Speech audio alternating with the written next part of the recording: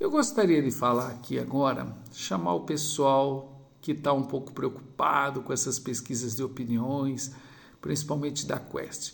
Vamos supor que tudo que está falando lá seja real e verdadeiro. E eu vou partir do pressuposto de que é verdade, afinal de contas eu acredito nas pesquisas, eu sou um homem que defende a ciência. Então a gente tem a seguinte conclusão: metade dos brasileiros praticamente não votaria no Lula, metade dos brasileiros acham que o Bolsonaro era um governo bom. E aí eu fico me perguntando, o que é que virou a política? O brasileiro está mais politizado? Será? Vamos pensar. Os preços dos alimentos estão mais caros do que na época do Bolsonaro? Será mesmo? Se a gente pegar 1 ou 2 ou 3 itens, talvez, mas quando eu analiso o contexto geral, não, os alimentos não estão mais caros. Ao contrário, estão mais baratos. O próprio combustível está mais barato. A economia, por exemplo, melhorou significativamente. Isso são números, basta olhar para todos os indicadores macroeconômicos. Eu vou dar um exemplo. A renda do ano passado cresceu na série histórica. A maior diferença entre ricos e pobres foi diminuída em 2024. A carga tributária de 2023 e 2024 foi menor, por exemplo, do que nos 4 anos do governo Bolsonaro. Isso são números. Do mesmo jeito que a pesquisa aponta que o Bolsonaro ainda tem viabilidade política, ela também mostra que economicamente o Brasil está muito melhor. Mas por que isso não repercute em números?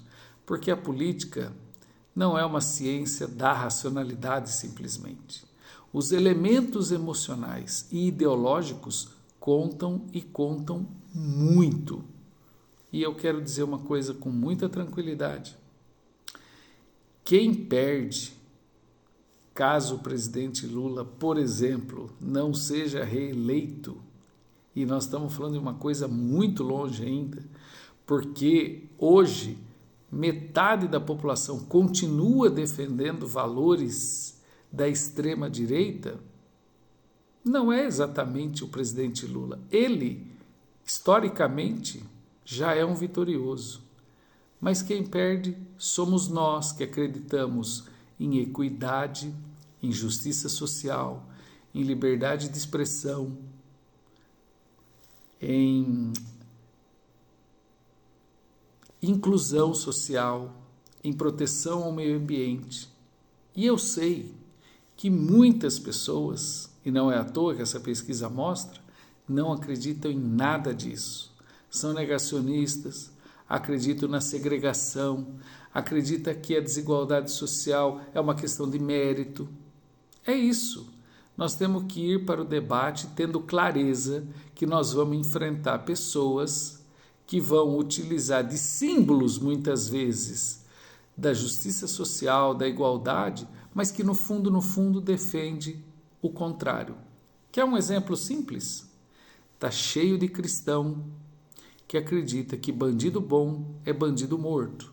Está cheio de cristão que acredita que a questão da riqueza e da pobreza é uma questão de mérito e não uma questão, por exemplo, de empatia pelo outro, de você ter digamos assim, de você acreditar que é preciso que o Estado intervenha. Não, muita gente acredita que isso é uma questão individual.